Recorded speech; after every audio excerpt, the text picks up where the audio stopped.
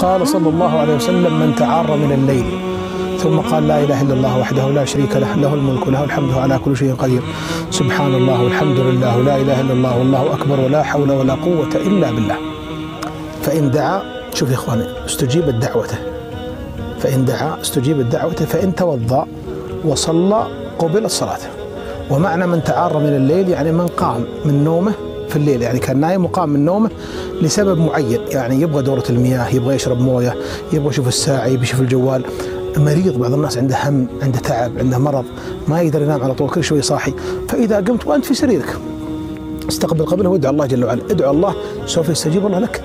والأجمل أنك تقوم وتوضي وتصلي. قال: فإن توضأ وصلى قبلت صلاته. يا سلام، سلم، والله دعاء عظيم في صحيح البخاري هذا الحديث. احفظوه يا إخواني، احفظوه، حطوه في جوالاتكم. وأعرف واحد طابع وحاطه عند راسه، حاط الطابع في ورق، في A4 الظاهر، وحاطه عند راسه، يقول إذا قمت من النوم التفت فيه وحفظت كله، 3 أيام 4 أيام 5 أيام حفظ هذا الحديث. احفظوه وانشروه وأنتم شركاء في الأجر. الله يسعد لكم سعادة الدارين.